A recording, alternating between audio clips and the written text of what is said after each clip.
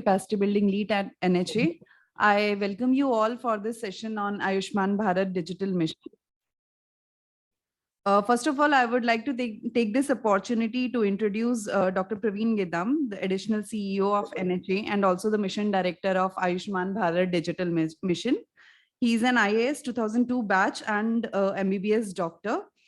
Apart from his career as private secretary to Union Cabinet Minister of Railways in Government of India, he has served Government of Maharashtra in various capacities. He has spearheaded many critical government interventions and is known for turnaround in maternal and child health indicators in Latur, one of the most backward district of Maharashtra. Now he's holding the torch to move forward for ABDM. And we are glad that he has joined us. Sir, I would request you to kindly welcome our audience and set the context for the session. Praveen Gedam, sir, please. Thank you very much, Babita. Respected CEO, sir, of NHA, he is chairing this session. He has joined us, Dr. R.S. Sharma. He will deliver his introductory speech. Before that, I would like to welcome all the deans, principals, medical superintendents, as it may be called in different parts of the country. This is a session exclusively for government tertiary healthcare centers and medical colleges who have some type of HMIS or hospital management information system. So we would like to explain to you directly about this mission, which is a kind of complex mission, about two things which we would like to focus on. Number one, what is this mission all about? And number two, what is expected from you? What is the ask from you? And we will make it clear in the course of our presentation. I thank all of you for joining at quite a short notice. As you may be aware, this is a very important mission announced by Honorable Prime Minister of India. And I look forward as a torch bearers or as institutions in respective part of the country to be a kind of leading light as far as implementation of digital health mission is concerned in those particular states. So once again, welcome and thank you so much. Thank you, sir. So we have Dr. R.S. Sharma, sir, with us. He's an IAS officer of 1978 batch, and we all know his contribution towards Aadhaar. But apart from Aadhaar, he has also spearheaded the Digital India program to develop India into a digitally empowered society and a knowledge economy. And while he was heading the TRI, he brought consumer focus to reaching the telecom and broadcasting services to all pockets of the country. He was the one to support the development and adoption of several digital products in governance and citizen services, including UPI payment system in India. It is our pleasure to have him as CEO of NHA and work under his guidance. I request sir to please give his insights about the importance of digitization in health sector. Sir, please. Thank you, Dr. Gedam, and thank you very much for all the participants in this workshop or seminar, whatever you call it. I think it's very contextual in the sense that the Honorable Prime Minister has launched the program. The Honorable Prime Minister has launched the program, the project which is Ayushman Bharat Digital Mission on 27th of September, just about a little 3 weeks back. And the whole idea of this program is to use the information and communication technology in delivering the health services in a ubiquitous manner, in a affordable manner, and from a quality health services. So I think that is the objective. And as you know, this is possible because today ICT has become very, very, available everywhere. India has got 1.18 billion telephone connections. India has got 700 million internet connections, 600 million mobile phones, smartphones. So I think it's the connectivity is quite ubiquitous in this country. Besides, India has also created large-scale public digital platforms. So Aadhaar is one such platform which actually provides unique digital identity to everybody, which is pluggable, which is verifiable, and which is useful in many transaction situations. So, for example, people draw ration from using Aadhaar, and there are many application cases. Similarly, we have developed a unified payment interface, which essentially is a very scalable architecture of payment system in India, and almost everyone is using the digital payments. Even a ready wala, sabji wala also has a QR code on his sort of thela, and he accepts the digital payment. So I think that is another ecosystem which we have built very effectively. Similarly, we have developed a number of products, what we collectively describe as India Stack, which is the digital KYC. We have the digital signatures, digital locker, all kinds of products under the Prime Minister's program of Digital India. So I think the country is now using technology at a scale. And the latest example of technology use is CoWIN platform. So imagine if there was no platform to keep track of vaccinations, the vaccination program would have become an extremely chaotic program. We would not have known how many people have been vaccinated, who is vaccinated once, who is vaccinated twice, whether the people have been vaccinated both times by the same vaccine or some different vaccine. So I think in order to provide transparency, in order to provide complete traceability, accountability, equity, information asymmetry elimination, everything has been possible by CoWIN. So that's actually, and this has been made very quickly. When the Prime Minister launched the application on 16th of January, CoWIN was started in the first week of January, and we quickly completed the architecture, and then we are this is delivering. And yesterday, as you know, 1 billion vaccinations were completed, and the data of each of those billion people is available on CoWIN platform with phone numbers, with name and gender. So imagine the kind of scalability of this platform.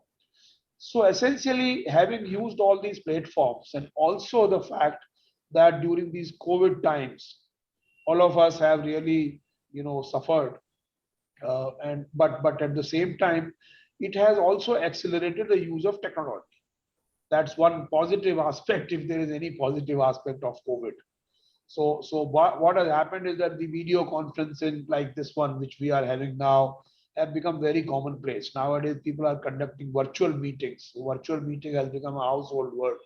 So I think there are many transactions which people are conducting. For example, we are having video calls to consult the doctors. It's actually happening. We are having the WhatsApp messages to convey the pictures and photographs of symptoms and other things. So there are a lot of technology uses which are happening. So essentially, this is another positive aspect which is there, that we are using technology, especially the communication technologies in many areas. And also, country has got a lot of these digital artifacts which have been created. So taking advantage of all these ecosystem components which are already available, India is in a good position to start using digital technologies in the health sector. And that is the genesis of Ayushman Bharat Digital Mission, whose objective is, our overarching objective is to kind of use digital technologies for delivering quality, accessible, ubiquitous health services. Now, what is important is that the stakeholders in this system have got to adopt it. Otherwise, if digital technology is nothing unless it is adopted by the stakeholders. If it is not adopted, then it is just a technology without any use. And that's very important. So therefore, I think what is important is that today's purpose of conversing today is essentially to ensure and to take you all on board, the medical colleges and the students and the faculty members and everybody on board, to say that if we start using digital technology, we can transform the delivery of digital services. Because one of the important things in medicine or in health sector is that when you look at the patient, you always want to watch his or see his pathological reports, you want to see his previous history or previous x-rays and previous other diagnostic reports. So therefore the personal health records of the person becomes very, very important, and longitudinal records in terms of, temporal way, that from what are the previous records. So that being important part, if we can all store them digitally and if we can all retrieve them and whenever we want it, it becomes very facilitating. Otherwise, किसी ने record खो दिया, किसी का खो गया है, दोबारा उसको एक्सरे करवाना पड़ेगा, so दोबारा उसको, every time he has to, every transaction he has to start from the beginning. Then it becomes expensive, it becomes delayed, time consuming, and it becomes a lot more problematic. So therefore, for example, if you recall, today it's very easy to search a conversation on WhatsApp or on other kinds of digital platforms. It's very difficult to search a paper in a stack of papers. So essentially, the searching, the retrieval, etc., is very fast on digital platforms or on digital systems. And that these are some of the advantages. Nowadays, the telephones themselves have got huge memories or huge disk space. 64 GB is a common kind of configuration of a mobile smartphone. So you can actually potentially store all your health records on your mobile itself.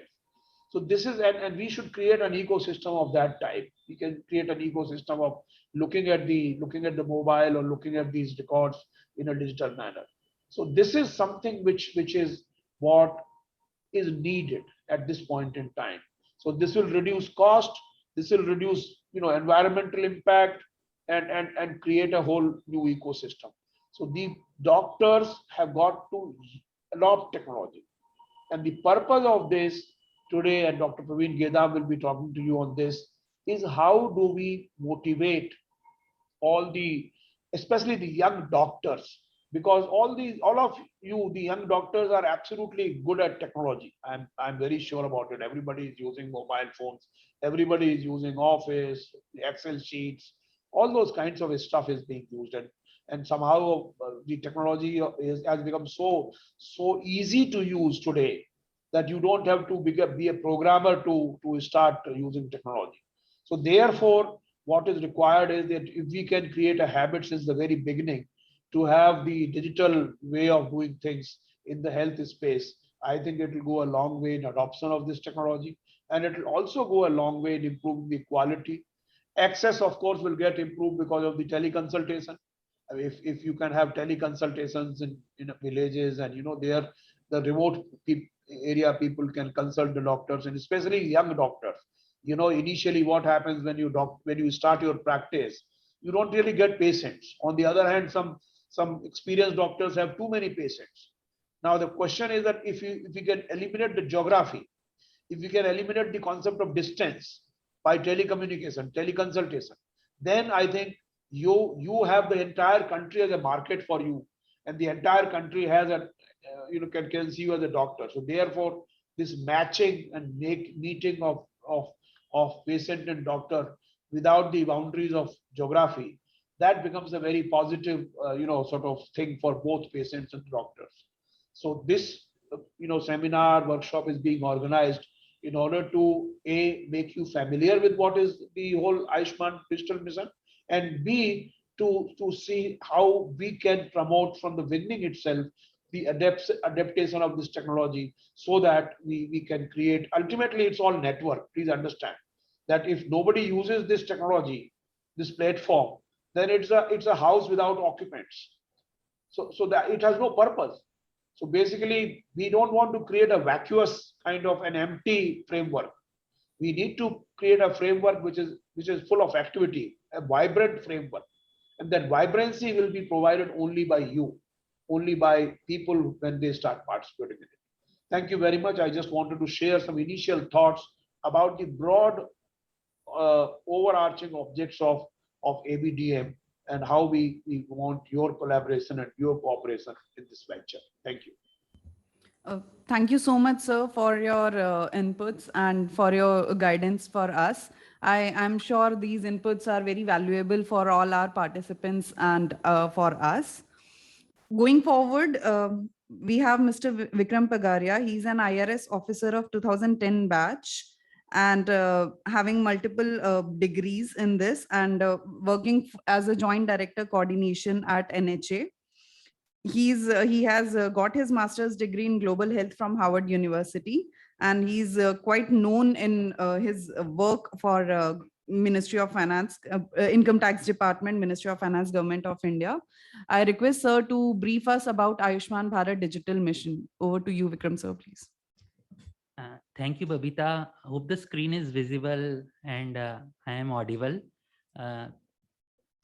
We have a short presentation of about 20-25 minutes where we would basically discuss about what ABDM, the Ayushman Bharat Digital Mission really is, and what are the expectations from the medical colleges.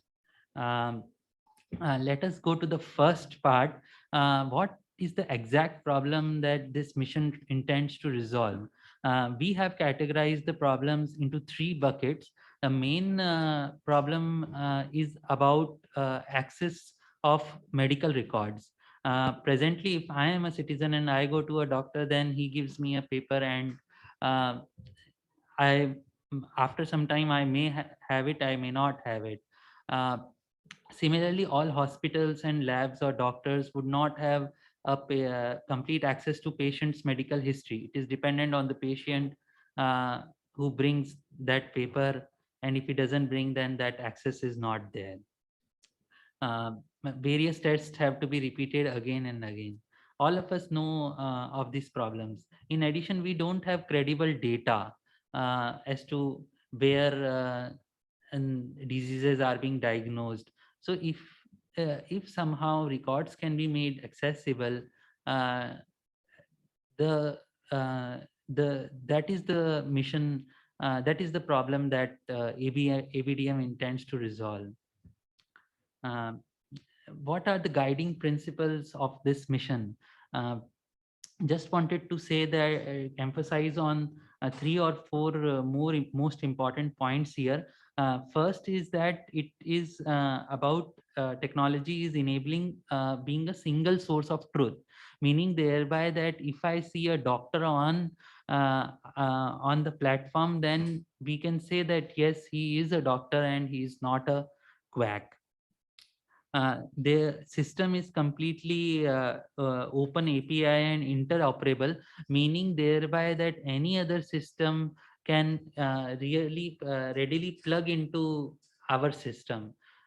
It is, for an example, it is like the UPI system where government app is the beam, while there are private players who also who are also built on UPI, but apps like Paytm and PhonePe. So any system can connect to that system, and it is not working in a silo. It has a federated architecture, meaning that the NHA does not want to store any health records per se. This is because health data is personally sensitive information, and it would be stored where at the place of its creation, where, for example, the medical colleges where a patient comes. The system is built by design to be private and secure. We understand that this is a digital mission, and we do not want it to create digital divide. Therefore, we have offline modules, and we have taken into consideration the aspect of user inclusivity. It is presently voluntary to participate in this mission, and we want to incentivize everybody by the utility of this mission. So just to give an example of interoperability and being an open network, we don't want a system to be like a digital health system to be like Amazon or Flipkart, because that is platform dependent. We want to have a system where where one platform can talk to another platform, and so that and we want it to be neutral. If suppose you give money to Amazon, your search result may come at the top, but we want it to be a neutral system, and we want, for example, any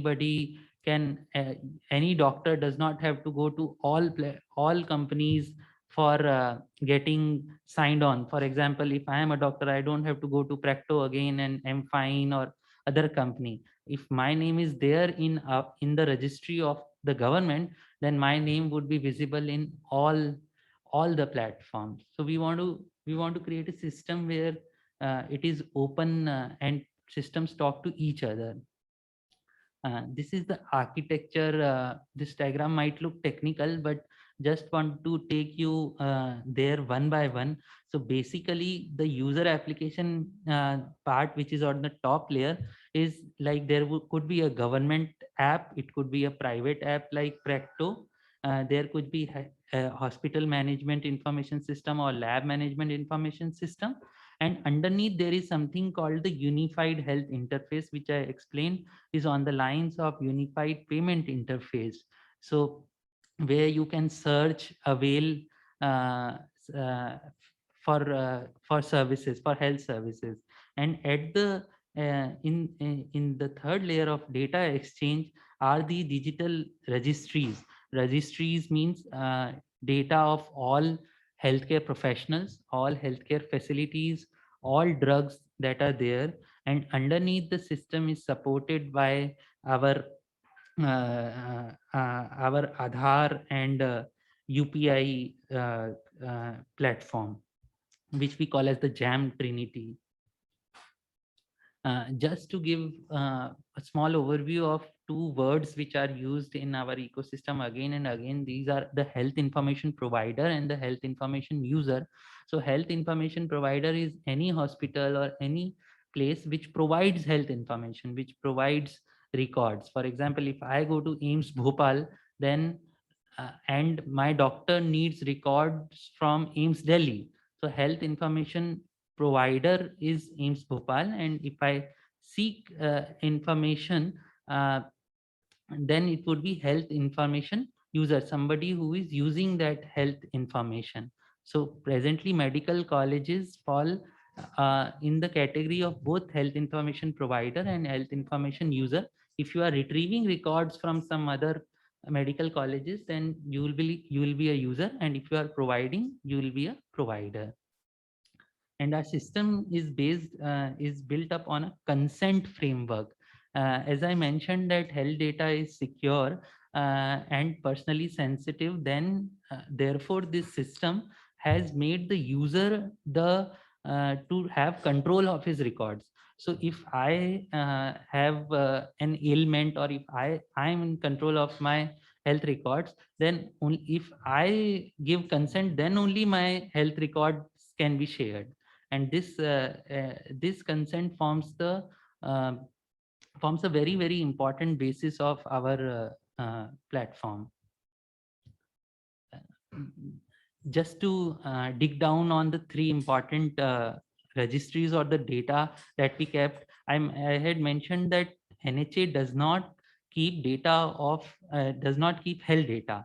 The three blocks that are shown on the screen, that is the only data that NHA keeps or NHA would maintain. The first is the health ID, which is a unique identifier for every individual. Then there is the healthcare professionals registry. Healthcare professional registry is the database of all healthcare professionals, like doctors from all systems of medicines, nurses, and other health workers. We also have the health facility registry, which is the database of all facilities. So if there is any hospital, then it would be on our registry. The fact is that where we emphasize that it is the single source of truth, because these are verifiable whatever data that is there, it is kept only after proper verification. So if I say that I am a doctor, I am a cardiologist working at AIIMS Delhi, then if I sign on the platform, then I will say that, oh, I have done my cardiology from this hospital or from this medical college, and I am working in such and such hospital. So verification would be made from the college where I studied and from my place of employer, from my employer. Similarly, for health facility registry, if I say that, oh, the name of my hospital is Paras Hospital, and I am located at 23 Janakpuri, then this would be verified, and then only this health facility would be reflected on our registry. As I mentioned, health ID is a 14-digit number. Everybody can make a health ID. Presently, it is on our website. It can be made. There is a button called Create Your Health ID, and we also have an app which is PHR Records app, where it can be made. And there are various private players also who have integrated with our system. So that is, you can create health ID from there also. A person can self create his or her health ID, and they can also do it in assisted mode. As I mentioned, healthcare facility registry, it is for all systems of medicines, and you will have, it is built upon trust, and you can see digital health records, and it would enable telemedicine services also. So as CEO sir was mentioning, it is we really have the platform to utilize the power of technology for better healthcare services. Healthcare professional registry, it is also again for all traditional systems of medicine. A doctor would not have to go to each private player again and again to get himself registered. We ensure that we would have a single database, and any private party can access the names of those doctors or healthcare professionals, and they are visible on all platforms. As I mentioned, there is also an app which is a citizen facing app, and we can create an health ID. We can see our records here. Presently, you can see your COVID certificate also on this app. So would request everybody to maybe download that and give us feedback on how the application is. So just to summarize the user journey, suppose an individual, he goes to a hospital, he would be asked two questions. Oh, do you have a health ID?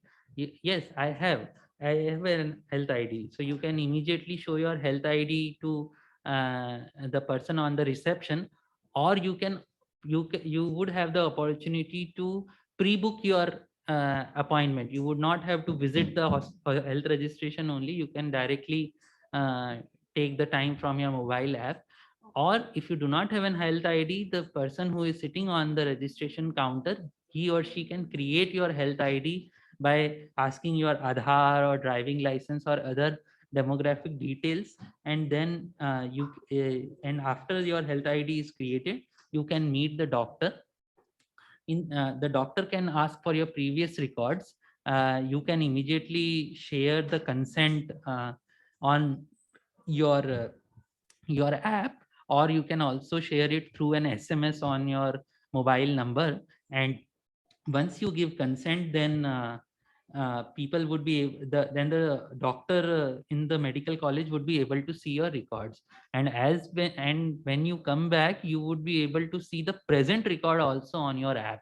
So everything is accessible, interoperable. And suppose this person goes to another hospital some other time, then all the previous records are there on his app, or the doctor can also retrieve it from the hospital where it was created.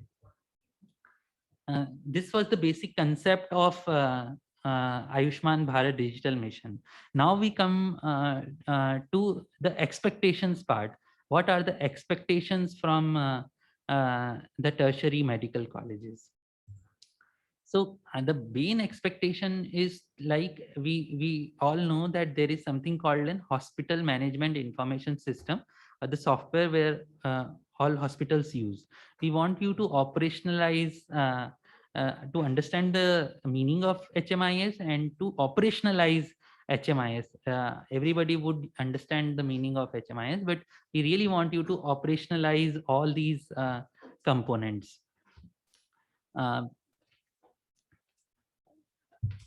We at NHA are recommending that if some medical colleges do not have an HMIS, or they have some HMIS which does not have these features, then we would want you to, or we would urge you to at least try and have 3 or 4 features in the order that is being given in the slide. We would want all HMIS to be cloud-based and web-based, meaning thereby that they are on internet and all the health records are stored on a cloud. I would like to take up this. Yeah. I would want to invite Praveen sir to take these slides forward, expectations from medical colleges. Yeah, can you go to the previous slide, please? Okay, here comes the most important part for medical colleges or tertiary medical centers. See, HMIS stands for Hospital Management Information System. Some people call it Hospital Information System, that is HIS. Some people call it HIMS, Hospital Information Management System. Whatever it may be called, it is essentially a computerized system, a digital health solution, which provides kind of ERP or business solution for all the things that take place in a hospital. So we can imagine a patient's journey in a hospital. He comes, he registers, then go to outpatient clinic, gets himself examined, take prescription, go to pharmacy, do his tests or X-ray if told, and go back. And if he is requiring any inpatient admission, then he is shifted to some ward, and the same process follows in the ward and during the discharge. So there are different modules of this software in different softwares which are available. Today, I'm addressing this gathering of all government medical colleges. So most of the government medical colleges have software from one of the 2 government IT agencies. One is National Informatics Center, that is NIC. It has a product called eHospital. And the other one is CDAC, and it has a product called eSushrut. Essentially, all these, both these products have these components which you can see on the screen currently. And there are several such products. Some of them are really good. They are also available in the private. We at the National Health Authority are not recommending any particular product over the other. We leave it to doctors who are going to use this product to decide which one they want to use. So you can see the features and decide which one to use. Secondly, you would remember olden days when banks were not using computer, when railway reservation was not done by computerized systems, and they all shifted to computerized system in some mission mode, which enabled them to reach the efficiencies which they have reached today. But in case of medical side, it is slightly more difficult, because in banks they are dealing only with numbers. How much, which account has how much money. In case of railway reservation, it's just one-time transaction. A person X wants to go from point A to point B, that's all. But in case of medical side, it's very, very complex. Converting biological facts into mathematical digital format is very difficult. We are dealing with X-rays, pathology slides, OPD notes, and all these kind of myriad of data. and therefore digitization has been slightly difficult in the medical side. I want to make it very clear at the outset that we do not want the speed or the processes or the treatment, the core work of medical college and hospital to suffer. This is only an aid and enabler to make the processes faster. If you are getting stuck up somewhere, please stop and try to analyze what is happening. So I would like to explain how you can move forward without compromising on the speed. Next slide, please. First, our recommendation is that you please go for a cloud-based and web-based platform and not a standalone system. This is due to some technical reasons, including the fact that the data will be more secure, and if something wrong happens, you will be able to use from different places in hospitals. It has many more advantages. Secondly is end-to-end integration of different modules.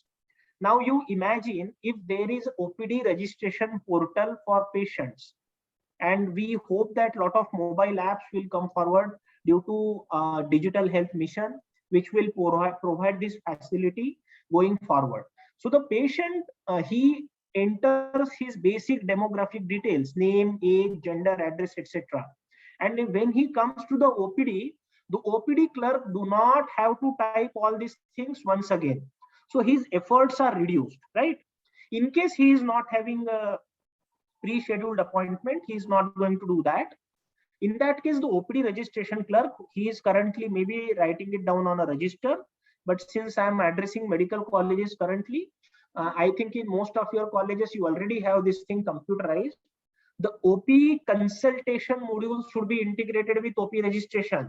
This will help the doctor to automatically have the demographic details on his screen. Now, there may be a concern how a heavy OPD setting, a doctor who has to see 50, 100, 150 patients in a day. In a government OPD, I know there are colleges with OPD ranging from 3,000 to 10,000 per day. And it's absolutely a high pressure job that you guys are doing. It is sometimes maybe felt that this is a very difficult task, but believe me, I have seen many heavy OPD hospitals, including some medical colleges of government, where the OPDs are totally computerized. I can give you an example. If we have done pilot in Union Territories. So in the Union Territory, the major hospital of Silvassa, Dadra Nagar Haveli, it has a significant footfall per day. They have totally computerized their OPD and totally done away with pen and paper system. I have also seen similar things in certain private hospitals which have very high OPD, with each doctor treating up to 50 patients per day. But to enable this transition, it should be important that these features must be extremely user friendly. If you are stuck up trying to find out where exactly to write symptom, where exactly you have to write sign, where exactly you have to find diagnosis, that is not a sign of good HMIS. So basically your HMIS vendor or supplier or IT company, whosoever is providing you that kind of product, needs to configure that product to your requirement. It's not the other way around. It's not that you are supposed to follow whatever is imposed on you from top. You can always make these demands because you are the clients. So what are certain features that I saw in some of these good HMIS solutions? One is auto population of record. I already told you this will be due to end-to-end integration of different modules, those blue boxes which you saw earlier. Then the favorite list. So I am let us say a neurologist. I end up prescribing 10 particular medicines more frequently than others. So I can have a favorite list on my desktop, and I can simply do click, and this will get entered automatically. Similarly, for sign symptoms, I am an orthopedic surgeon, so I will be having low backache or sciatic pain or these kind of signs and symptoms, very common. Then there is a predictive technology in many of these products. For example, you type start typing CRO, the word will crocin and such other words will come. Or you start typing PARACA, the paracetamol will come. So this predictive technology is there inbuilt in many such products. And many products are also, I have seen it personally, using AI and ML to give what can come next. So if I start typing a complaint of low back ache with sciatic pain radiating to right lower limb, whatever, then it will start throwing options, whether it is prolapsed intervertebral disc or anything like that. So we can actually increase the speed, but this depends on the quality of product that you guys are using. Speech to text conversion, those of you who are in radiological setup may be aware of usual softwares like Cognito Dragon. This has slightly less efficacy in heavy OPD setting due to ambient noise. And we have also seen in some of the hospitals, these HMI solutions are configured for particular specialties on their mobile. So neurologist will see a screen which has a Glasgow Coma Scale, and ophthalmologist will see a screen which has visual acuity. So these kind of configurations are done, making life easy. I repeat, the National Health Authority do not want to make your life difficult, but we certainly want that you should move towards computerization, digitization as fast as possible by having the best possible product from the market. Please go to the next slide.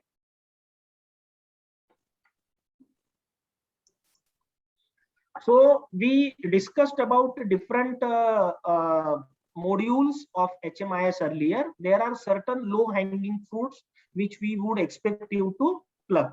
One is registration, OPD registration. I think most of you must be already having this thing digitized. Those who are not having may shift to digitization. Lab reports, radiology reports, billing. These four things must be digitized in most of your hospitals.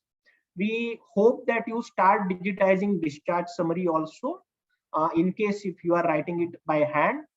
Second stage, and as soon as possible, we would like you to see how you can have your OPD consultation digitized using computer.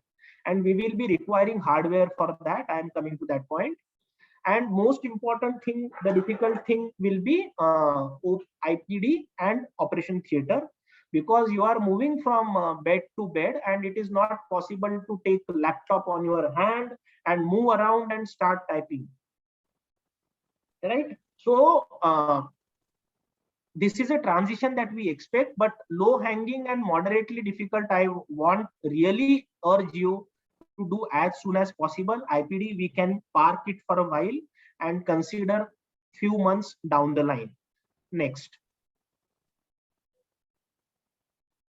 Now, many of you may not be having adequate hardware. This problem is well understood. I'm coming to the funding part of it also. This is our thumb rule. We will be sharing these slides, so you need not write also, but there should be one laptop/desktop with printer per OPD registration counter, and most of the government medical colleges already have this.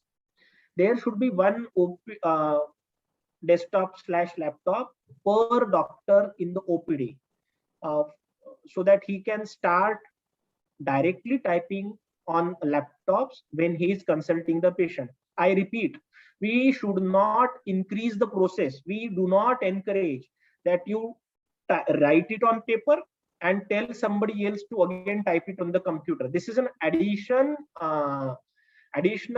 work which we do not want you to do. This should be part of the healthcare provision. Then one desktop/laptop per ward, 1 to 3 laptop per laboratory or radiology setup, depending on the workload. A desktop per pharmacist when he is dispensing the medicine. A good broadband internet connectivity throughout the hospital. And I think this is many hospitals already have that. And a cloud storage somewhere to have your medical records securely stored. Please note, our role is something like NPCI. There is a National Payment Corporation of India, which has developed unified payment interface, and it has connected all the digital finance solutions in India. And that is why you can send money from Paytm to Google Pay to SBI to HDFC to ICICI, any bank or any such digital finance player to any other. What is happening? The role of National Health Authority is something similar to NPCI. So we will be developing unified health interface, core registries, the Ayushman Bharat Digital Mission core platform, etc., etc. Now the question comes, from where the money for actual hardware in the hospital will come? And a decision has been taken at national level that this can come from other schemes. So you all work in government, you know there are budget streams. The budget stream coming from National Health Authority will not provide for hardware and HMIS software, but there will be separate budget streams which may be from your state government, or it can be made a part of NHM PIP for the coming year. And from that you can take these hardware and also procure the software. Again, I understand fully that it is not possible to have 100% hardware and computerization throughout India in the first year itself, that is 22-23. It is going to be a phased journey. But since you are all medical colleges, I hope your state governments will give priority to you being an institution of importance. So we are separately discussing with state governments. We have already allowed that NHM PIP can have funding. Some states have provided for funding from a COVID response plan. So it's a mixed bag. And as I suggested, you can focus on everything except inpatient to start with. Inpatient can continue to remain a paper-based thing, but you can start with OPD registration, laboratory, etc., etc., and move forward in a phased manner. I will be separately having, I already had a meeting with secretaries of medical education of various states and secretaries health, and this part we will be discussing separately with them. You need not worry, we do not expect you to do something without funds, right? But still, you all should be on the same page. You should understand what we are trying to do. Next. So what is the expectation? Once all HMIS is installed, suitable hardware is there, we request that you have a desk where the health ID can be created. Now, you in any case do registration for OPD, you ask for name, age, etc., etc. At the same time, backend integration of HMIS with our ABDM platform will also ensure that health ID is generated simultaneously, no additional work. Now, again, this integration and technical stuff is not your headache. You should be telling NIC or CDAC, as the case may be. And in fact, both of their national level leaderships are aligned with us and their integration is done. If there is any other software, we will be happy to provide the technical guidance to the software vendor to get integrated with us. Second is integration of HMIS in the hospital with ABDM. So e-hospital, e-Sushruut not applicable because it is already integrated. We have already integrated and that version needs to be rolled out in your hospital. If it is some other software, then we will have to see from case to case. We already have 500 integrations going on currently. The next one is registration of facility in the healthcare facility registry, going to take 20 minutes to you or your PA. You can tell them to log on to facility.ndhm.gov.in and enter the relevant details, and you are then a part of NDHM. No red tapeism and no such process. And please take a drive to have doctors of your institution registered in the healthcare professional registry. This is going to help not only in this HMIS operations, but also going to help them to retrieve and see medical records of patients from any hospital if the patient gives consent. So if you are from, let us say, Grant Medical College, Mumbai, and if you want to see a patient's record from BJ Medical College, Ahmedabad, you can request for consent through your laptop or mobile phone. The patient gets notification and he can just click on yes, I agree to share records, and then you can see those records. So that is the kind of interoperability that we intend to develop through all this. Next. So this is in brief that I wanted to explain. Certain behavioral changes will be required. It is not so easy. We understand digitization of health is most difficult compared to other sectors, but these kind of teething troubles were also faced in the banking industry.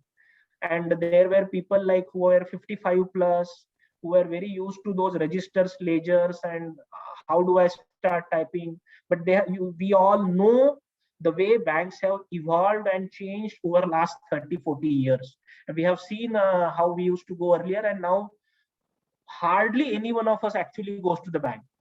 So that's the change that they have done, and we have to start that journey.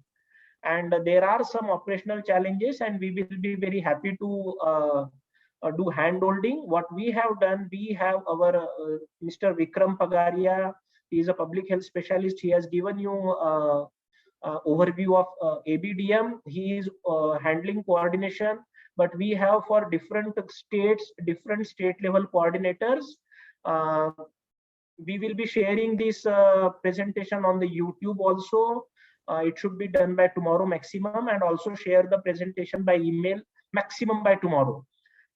And these are the names and states assigned to them. You can write as many emails as you want to these state level coordinators for north, south, east, west, and northeast zones.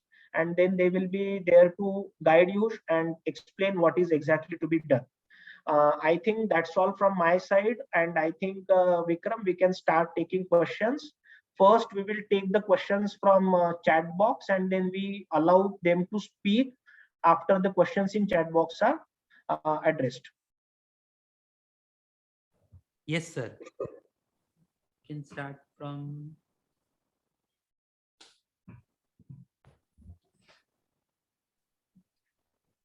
So we have certain questions. I think they have already been answered regarding the presentation. As it is mentioned that it will be shared by tomorrow.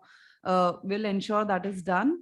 And regarding the funding part as well, there was one question that who is going to fund all these things. I think that is also been clarified by sir. Can we have some more questions, please? Yeah. Meanwhile, there is a question that has been asked, would we get manpower from Ayushman Authority or the National Health Authority, as we are told previously from the district coordinator, and Saurav has answered that we would provide, we do not have provision of giving data entry operators, but we have, we would fund manpower or HR at the states. Let me clarify, Vikram, this particular issue. One thing, we will be coming out with the frequently asked questions. They are already there on our website, but we are revising it considering your viewpoints also. It should be there in next week, by the end of next week. And we are addressing it there as well. But please understand, the National Health implements two programs, and there is very often confusion between the two. Ayushman Bharat Digital Mission is what we are discussing currently. Practically, it has nothing to do with Ayushman Bharat Pradhan Mantri Jan Arogya Yojana, which is a scheme for providing health insurance, the cover of 5 lakh rupees per family per year, which many of you may be implementing. I presume all of the government medical colleges in India, except 2-3 states, are implementing this. So please don't confuse between these two Ayushman Bharats, number one. Number two, hospitals are generating revenues. They are getting reimbursement for treatments done for Ayushman Bharat PMJY. You can use these funds of reimbursement for purchase of hardware and software for Ayushman Bharat Digital Mission. And I understand you are all in government, so you would like this to be in writing, and we will issue it in writing. Vikram, we can do this in our formal written communication as well. So issue is, you can use and dovetail as many fund resources for hardware and software, including PMJY reimbursement, MP LADs, MLA LADs, your NHM budget, and your district planning committee budget, and untied funds if you have any. The states are taking up special programs of digitization, computerization in some parts of India. So all these funds you can use. Similarly, for data entry operator, please, while yes, data entry operator may be required in inpatient setting, because doctors will not be, after completion of the round, will not be going to the desk and again start typing. Probably you require their data entry operator at the end of the day, maybe who will spend 1-2 hours per day in one ward. But we request and suggest that in general, data entry should not become an additional activity. It will add to the process, which should not be the thing. You don't see data entry operators in banks or on a railway booking counter, right? It's the part of the process. So we would like you to go to that way. But yes, in some case, some let us say a doctor who is 60 plus, not very comfortable with use of doctor and he computer, and he wants to have a data entry operator, you can always provide that. What is the next question? So the next question is ABDM thinking on the track of providing uniform HMIS portal, especially for greenfield colleges as was done for ABPMJ? Okay, we are in talks with some private players, government players, to see if kind of open source HMIS can be made available, which can be then tailor-made to your requirements, and then you can take it forward. But that has not yet reached any conclusion. But those of you who are not willing to use the softwares which are provided by the government, we are also in talks with some other agencies if they can provide open source solutions which you can use. And so far we have not been able to find any such person. Thank you, sir. So the next is one of the participant has mentioned that they have planned for e-hospital. Should they shift? They just wanted to know. I don't. No, I don't. If you can manage with e-hospital or e-Sushrut, both of them are government solutions, you please go ahead. The only thing is, I would suggest if you have not yet started, then before selecting a software, if it is in your hand, then you can have a team of 2-3 doctors from different age group, different seniority, to see what suits best of the thing. But e-hospital and e-Sushrut both are having widespread adoption in India. Both are being used by more than 400 hospitals in the government setup individually. 400 for e-hospital, 400 for e-Sushrut. Next is, do we need to integrate our college HIMS with ABDM? Okay. So the college HMIS is more to do with medical student getting he getting MBBS degree, teaching medical education, and then getting passing out as a doctor, getting registered with the state medical council. So it has more to do with the healthcare professional registry. And what we discussed, our focus in today's meeting was on the patient side, the treatment side, the medical side, not teaching side, and it is something to do with health records. But yes, we also are planning to come out with a software for all the state medical councils, which they can use, and can help in registration of fresh pass out MBBS doctors from your colleges, and then automatically getting populated in healthcare professional registry for the doctors who will be passing out from, let us say, 22-23 onwards. And so integration on that track is also planned. Though we did not discuss it in today's meeting, we are actually planning on that college side also. And there are softwares which are being used in different parts of country and different software. We want to have integration with them. Please note that we understand that there is a disparity of softwares, every type of software in this domain. And that is exactly the reason we have come out with interoperable platforms, so that they get connected with each other, they start talking to each other, rather than imposing something from the top. Take this and you must use it. We are not going to follow that route. You please continue whatever you want to use, and have them integrated with us through digital or electronic exchange that we called APIs. API is a computer terminology which represents application programming interface. It connects to different softwares. So there is a question, is HIMS is different from HRMIS? What is HRMIS? I am not aware. I presume it is hospital record management, something. Essentially, the meaning of HIMS that we discussed today means the whole software which is required for operation of large hospital, not college, hospital. So there are some private hospitals also which are 1,000, 2,000 bedded, and they are end-to-end computerized. When we say word HMIS or HIMS or HIS, we intend to focus on that particular aspect. So there are a couple of questions on timelines for this project. Can you just Okay, that's human resource management. He is saying, yes, HMIS, human resource management is one module of HIMS. We did not show all the modules. There are around 25, 30 modules, depends from hospital to hospital. So HR, human resource, we are also capturing it in a healthcare professional registry, which you can link. But these are the different modules. See, the way software works, it has modules, right? And then they talk to each other. That's how the system works. So HRMIS, whatever you have written there, is one such module where a doctor is registered as a doctor and somebody is marked as a doctor, only he can write on prescription. If somebody is marked as a pharmacist, he can only do dispensing.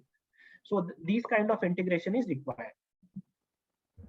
So timelines, if you can mention about something about that. There are a couple of questions on timelines when we are going to implement and sort of things. So the reason we have not come out with specific timelines is that we understand different states are at different level. So we have states like Kerala where hospitals have good computers, number of computers and complete HMIS solution. And there are many states which have hardly any computer. Therefore, it is impossible for India, government of India, to say that please follow this guideline. What we are saying that our backbone is ready. Please have HMIS and necessary hardware installed ASAP as early as possible and get started and move with the speed which with which you, please have a speed, not that when I say that it should be a graded kind of thing, it should be a speedy thing, but please take your team along. We don't really want doctors in the hospitals coming up in arms saying ki ye kya upar se la diya. It's for their benefit. They should understand, they should feel comfortable, and please take them forward. No specific timelines. There is one question that full cloud-based system is needed or a hybrid HMIS, LAN plus online can also work. LAN is, we are not recommending, because if some accident or some kind of disaster takes place at the local storage, then the whole data will be lost, right? Or flooding or some small fire, etc. And that is the reason we recommend cloud. Another advantage of cloud is that you will be able to access the records. A doctor has gone to his home and all of a sudden he receives a phone call from his ward, sister calls, some urgency, you want to refer to record. So if it is a cloud-based and web-based, it will be easier for doctors and everybody rather, and patients itself, to access it from anywhere. So we strongly recommend that it should be a cloud-based. The next question is about whether HMIS needs to be compliant with HL7, etc., etc. We strongly recommend it to be. We are not insisting, because what is the issue? We are also looking forward to integrate all general practitioners, small clinics, village level clinics, where they may not even have these things. So there may be a hospital where still they will end up, because there is only one doctor who opens his shutter, manages his OPD and goes back, right? And he may not have those many resources. He will still use pen and paper, but maybe at the end of the month he would like to scan and upload it, right? So we still have that feature. We still say that okay, you still can use PDF, etc. But yes, HL7 and all those new FHIR formats, fast health interoperability resources, standards such as SNOMED City, LOINC, etc., etc.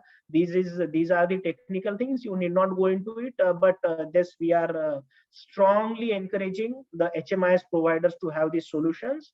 In fact, many HMIS solutions, if you type one symptom, it gets auto converted on the one dialog box. It is shown and it gets auto coded. So there is a terminology called SNOMED City, because we use different names for same thing, right? Cardiac arrest, heart attack, myocardial infarction, essentially the same thing.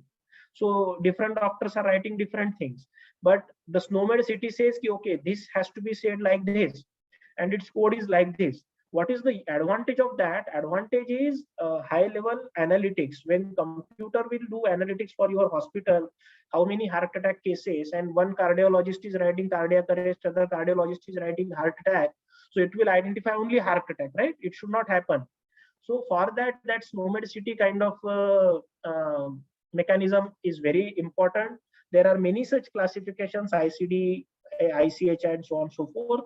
And most of these HMIS providers have already integrated their solutions with this, and we also encourage that. HIPAA compliance is not required because HIPAA is American law. This question about HIPAA compliance. But we have what is known as our own policy for India, which has been approved, and it is placed on our website. We call it Health Data Management Policy. It is a detailed policy, but in brief, it is essentially the policy which says that the control of health record will be with the patient. So if you want to see somebody else's health record in other hospital, the patient should give consent, and that's the gist of that policy. One question is on consent manager, that who will be that entity regarding that? A consent manager is not a person. That word often confuses. Manager hai to koi aadmi baitha hoga ka, it's not like that. Consent manager is a digital system. It's a software. So we have consent manager in the National Health Authority. So if you want to see, you are a doctor in hospital X, and you want to see record of a patient who has come to you, but his record is in hospital Y, the digital system of hospital Y. So one option is the patient himself gives you printout, which is what happens today, or he can show the mobile screen, which is also possible. But if he is joining remotely, and if you want to see and access it from the server of hospital Y,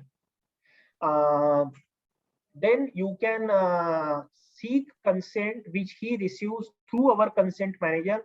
Our consent manager will ensure that it is you who are asking consent, your identity and the identity of the patient, and the consent will be exchanged. And consent can be given even partially also. He has 10 medical records, and one of the medical record is for, let us say, his psychiatric disorder, which you do not want to reveal when he is getting treated for, say, fracture of tibia or something. So he will provide consent, which can be a granular, and then you can see those records. In future, it is possible that more than one consent managers will start operating, including private consent managers. The next question is there any option to enter data by patient in mobile NDHM PHR or ABDM PHR now? Yes. See, ABDM PHR app is only one such app. We already integration of numerous apps going on. You can see the list of integrators on our website, Sandbox. And many mobile apps are likely to have this feature. One more mobile app which is coming up with similar feature is DigiLocker of Government of India, which many of you may be using for keeping your driving license, etc. PHR app will have basically two types of entries. One is based on your health ID. It should be able to fetch the records from the digital health system of the hospital. You go to hospital X, laboratory Y, and then you can get your COVID certificate, etc., etc. And the second option is there are loads of papers at your home. You can scan and upload them. So it is essentially a repository of both types.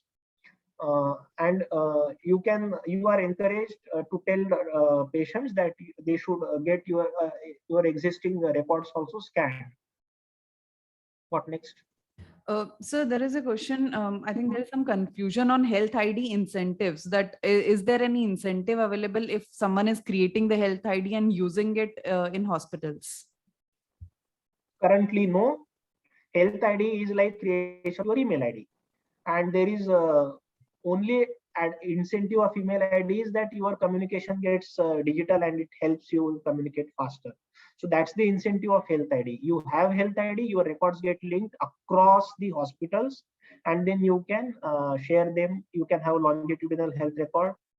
But going forward, various state governments may consider use of health ID mandatory for specific government programs to identify a person, and particularly Aadhaar linked health ID.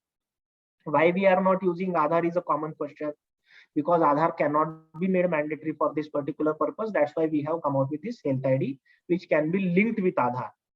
And HMIS and other solutions are encouraged. We are encouraging them to allow login using either use Aadhaar or health ID or mobile number or email ID or your biometric or your QR code, the way you do for Paytm and some other solutions, right? So we are encouraging these players to come out with different ways of logging in. It is not possible for a human being to remember all these numbers. So there is a question on that. What is the role of nodal officers from medical college for ABDM? What are we expecting from these nodal officers? If you can just mention.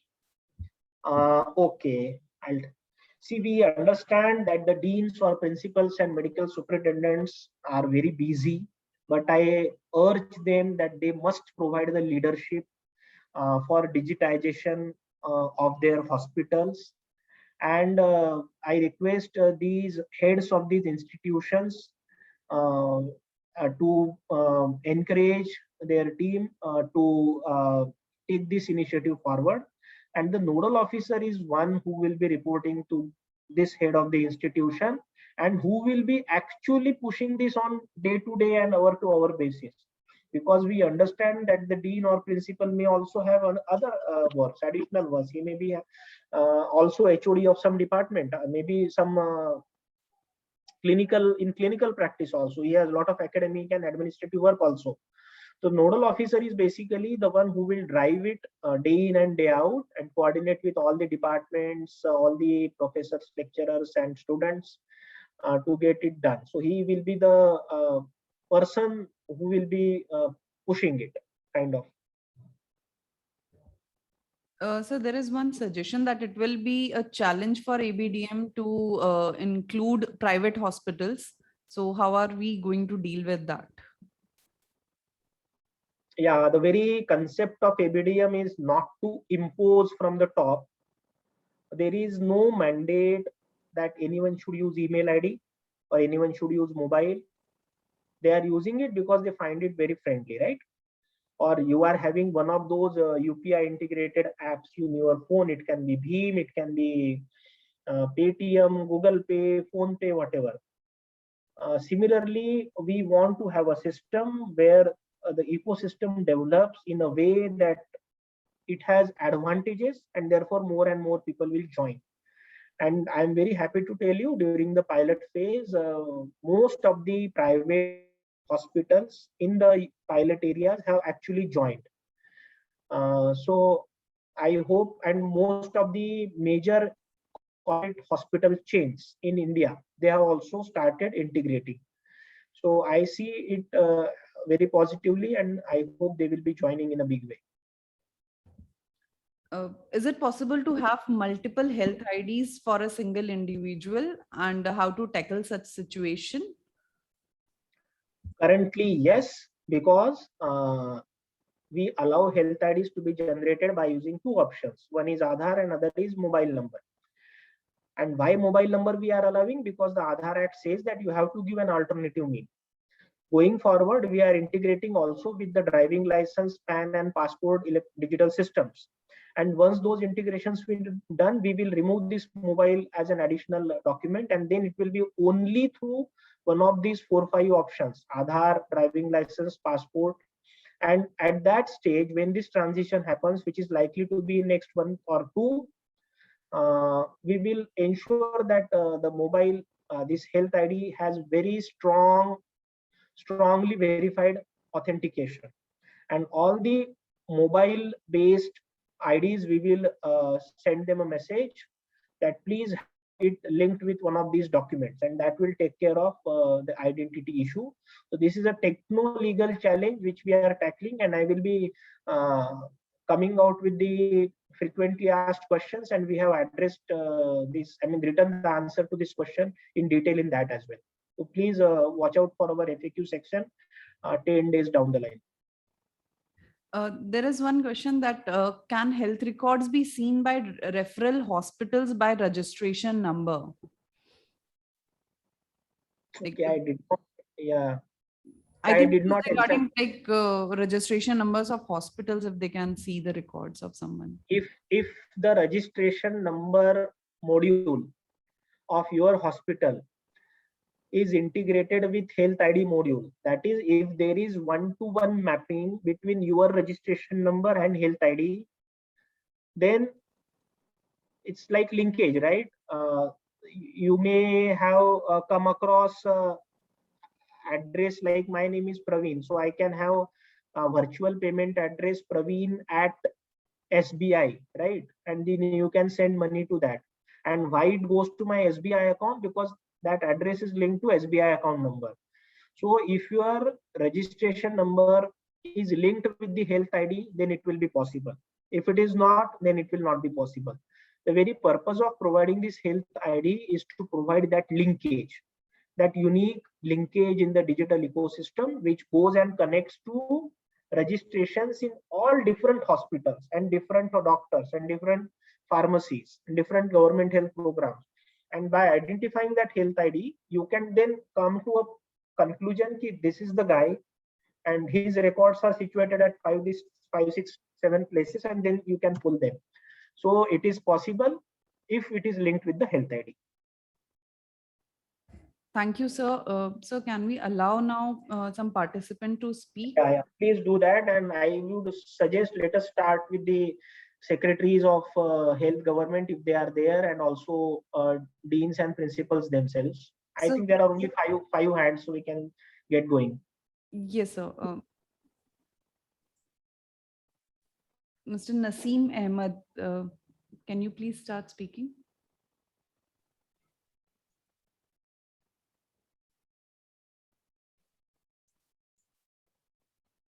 Please unmute.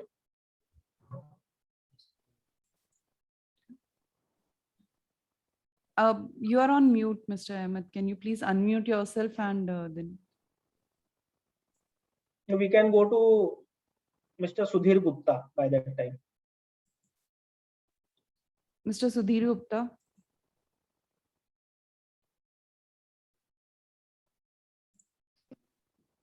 So, Mr. Ahmed is speaking now. Please speak. Oh, achha, sir. Sorry, sir. Naseem Ahmed. Sir. Good afternoon, sir. Good afternoon. Please. I heard your beautiful deliberation, sir, and I tried my best to comprehend whatever you said, sir. Very frankly, I could comprehend a bit, but I'll try to have. I've got it recorded, sir, and I'll go through it once again. If any query comes in my mind, sir, definitely I'll be in touch with you, sir, for your valuable guidance, sir. Fine. See, all of you are doctors and you are not IT engineers, so I really don't expect you to understand the complexities on the day one. There are a lot of legal issues also involved, so it's perfectly okay. And what we are doing, we have enough material on our website, on our YouTube channel. There are so many presentations explaining various facets. We are constantly coming out with new videos, new reading material, frequently asked questions, which you can keep seeing. And even after that, if you have any query, you can reach out to our state coordinator and get it redressed. Absolutely no issue. Right, sir. All these things we are recording exactly because we want to put it on a YouTube so that you can see it later, and you can also share Thank it you, sir. with others. Yeah. Thank you, sir. Thank you, sir. Dr. Rajesh Harshvardhan.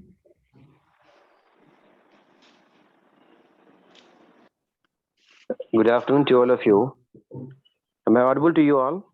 Yes, yes. Please. It's Dr. Rajesh Harshvardhan from SGPGIMS, Lucknow.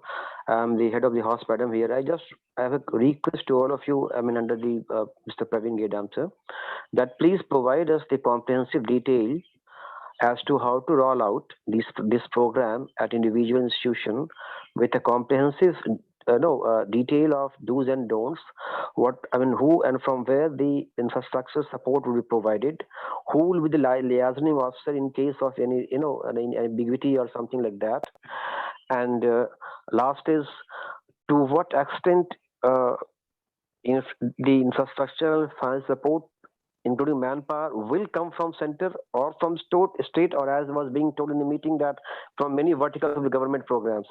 So if it can be provided in writing in a very unambiguous manner without any ambiguity to say, it will help us roll out effectively as is the vision of the government of India.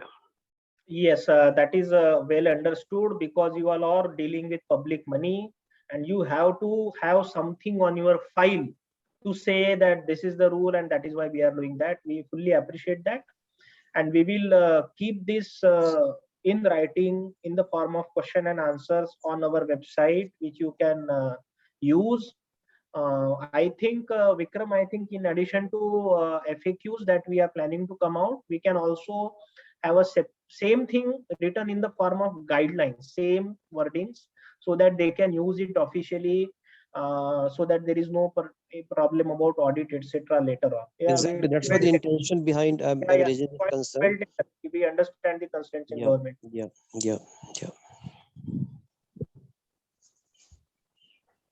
Next, please. Yeah. Dr. Andrews.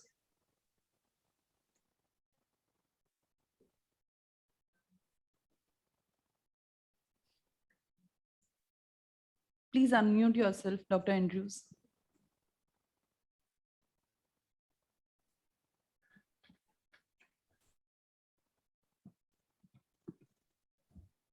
You can speak, Dr. Andrews. You're not audible.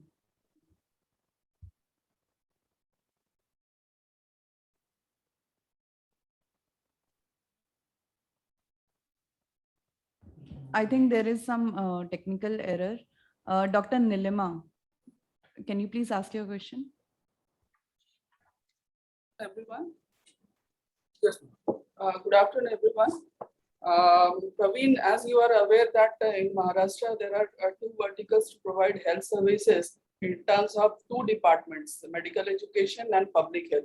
So my question is, who will be the most suitable person to become a nodal officer, district nodal officer, either civil surgeon or medical superintendent or dean? And about the verifiers also, which level officers are required to become verifiers? Ma'am, this question was discussed earlier, and we have decided that it should be the way NHM is implemented. So we will be treating medical colleges as just hospitals, standalone hospitals, nothing more than that. The district nodal person will be the civil surgeon or CMO or DHO or DMO, depending on the state. And these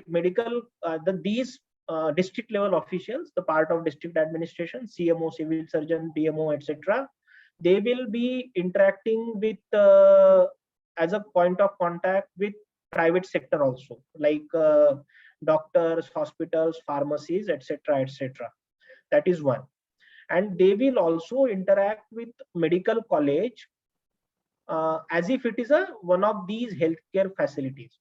Now, why we are interacting today with medical colleges is because they have a very special place in our healthcare setup. And their HMIS, the complexities of operations, the volume of operation is very high. And therefore, we have tailor-made Tourette's presentation specifically for HMIS, because that is what a hospital manager is supposed to do. When I am talking with civil surgeon or district health officer, I will also be talking about how to onboard facilities, which we didn't discuss today, or how to onboard private practitioners or pharmacies. That's a separate track that we are looking into. So in brief, deans or principals of these big institutions, they are expected only to onboard their institution, their doctors, and get the processes within their institution digitized and not think beyond that.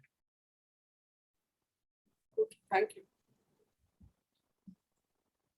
A participant from late Shri Lakhiram Agarwal Memorial Medical College.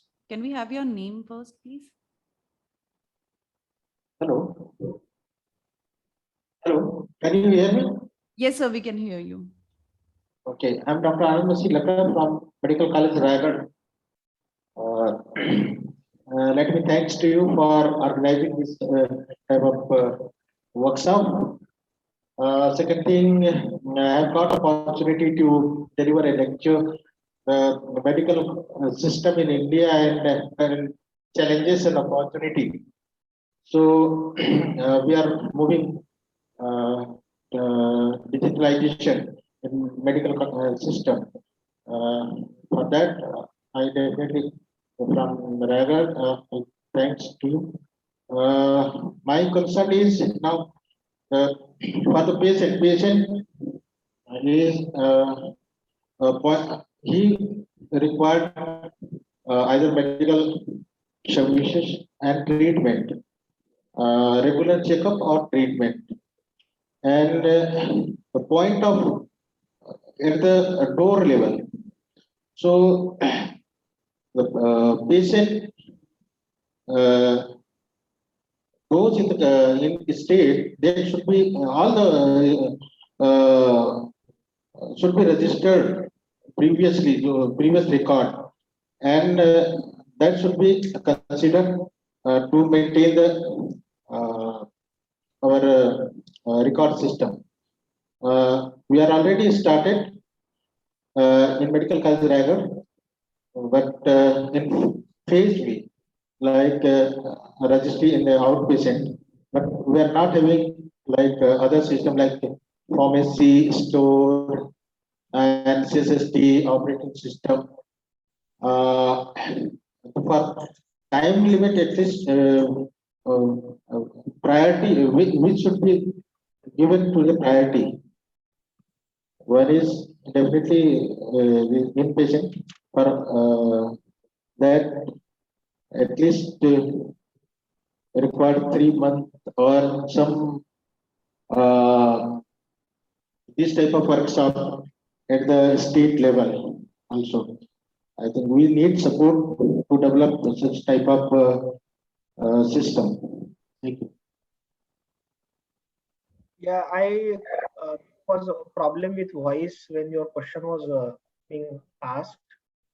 I understood it as follows, that you have doubt about computerization or digitization of medical records of the past and going forward. Is that the crux of your question? Yeah. Okay. The past record, we have the past record may be of two types. It can be paper-based record lying in your medical record department, or it can be a digital record lying in your local server or some other server, right? So if it is a paper-based record and if it has to be digitized, then you have to take up the activity of digitization, which may include scanning, tagging metadata, etc., etc. And also for digital, you will have to take that efforts to identify each of these patients separately by the health ID. We call this as a problem of stock. Stock means whatever is the existing. And problem of digitization going forward, we call it a problem of flow, the flow of records which will be generated in the future. So our recommendation is that you focus on flow, and once flow is established, once the flow is smooth without any turbulence, then you start tackling the problem of that can be done as a separate or a parallel activity. And ultimately, ideally, old and new records should both be linked with the health ID. But again, it may depend on the availability of resources. Until the resources are available, please focus on flow. Okay, thank you. Thank you, sir. Dr. Pranjal Datta.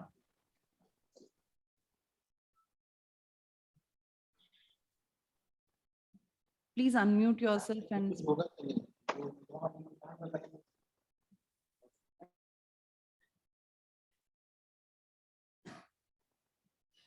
Dr. Datta, you are on mute. You need to unmute yourself.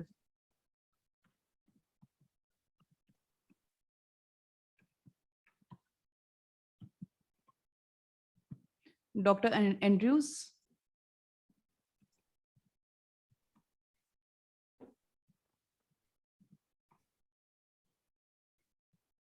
If it is done, then we can close. So all other questions are done. On the chat box also, I think some of the answers have already been given. So there is one question like that they want that written SOP algorithm may be sent to each institute. We can give a broad guideline, not institute specific, but yes, broad guideline we can give, which you can then use. Sure.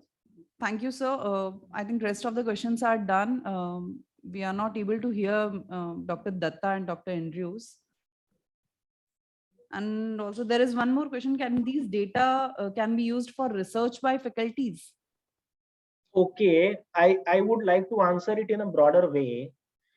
Treat this initiative as a digital equivalent of existing physical system. Can you use your physical data for research currently? You can use it only if you take the consent of the patient, right? You cannot use it without his consent. So same rules will apply. We are only providing a technology. We are not changing the rules of the game. We are not amending any law. We are focusing on the consent. So use of data, the health data management policy clearly says is for the purpose for which consent is taken. Thank you, sir. I think we are done with all the questions. There is one more request for sending program operational guidelines. I think we can have that. We are framing those and we are sharing. Yeah. Yes, sir. So thank you so much all the participants for joining. I'll just request Shilpa Pandya ma'am, the divisional head for capacity building, to give a vote of thanks to all our speakers and the participants. Ma'am. Thank you, Babita. Usually vote of thanks comes at the end of the event, and of course it is the end of the webinar, but I look this event as a beginning of the transformational journey of Indian health ecosystem. So, however, as a process, I thank Dr. R.S. Sharma, CEO NHA, for his speech and giving us the detail of the benefits of the digitalization and giving us the vision of this Ayushman Bharat Digital Mission. I also thank Dr. Praveen Gedam for giving us all the details of ABDM and clarifying all the queries and doubts of the participants. Dr. Vikram Pagaria for his presentation and giving the details of the program. And most importantly, all the participants, all of you who have spared your time for this session. I saw that there were around 172 or more participants who have participated in this program. So we are at the verge of the Diwali festival, and this is also a 75th year of our independence. So let us see this, let us mark this year as a transformational independence, Azadi from the paper-based system to the digital system. And we are happy that you all have been part of this journey with ABDM team and Team NHA.